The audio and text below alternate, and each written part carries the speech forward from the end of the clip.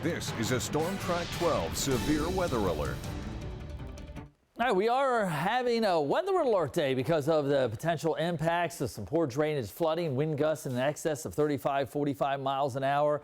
Can't rule out an isolated waterspout or tornado or even the potential of some damaging winds as a result of these storms that we're going to be tracking across the area for us here. But if nothing else, we're at least getting some good soaking rainfall. Look at Greenville. Last 48 hours, we're over 1.5 inches of rainfall for us here. Edenton just shy of 1 inch as well, and a little bit less amounts along the coast, but all this is going to be shifting eastbound for us here as we do progress on through the day today.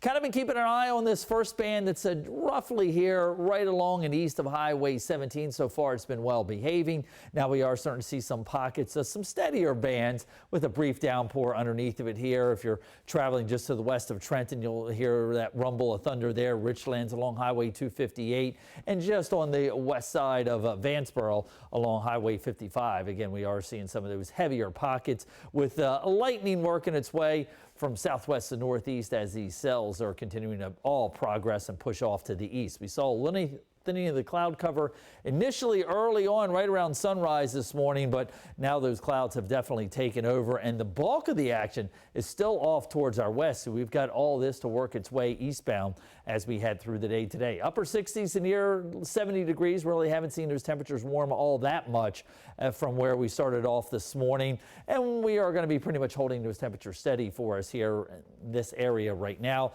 Rain coming down heavy at times and some gusty storms as this front moves through.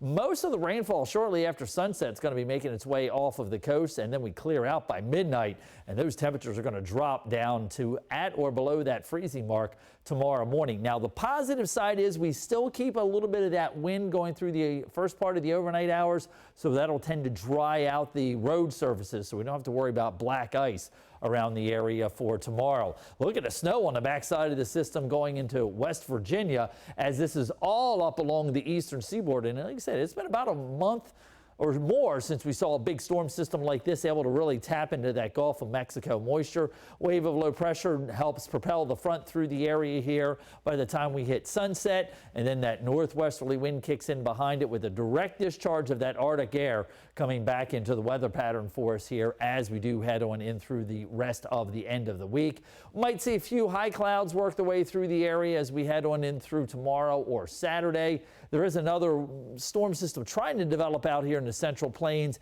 and we might get a glancing blow from that as we head on in through late Sunday into Monday morning, but that's probably really about it. Now, rainfall wise, we could still pick up another inch or more of rainfall today, and that's going to be pretty much it until we hit later in the week for us here. We do have a better chance of maybe some more showers, but at least by then we start to warm up with those temperatures at or above average going into the early part of next week.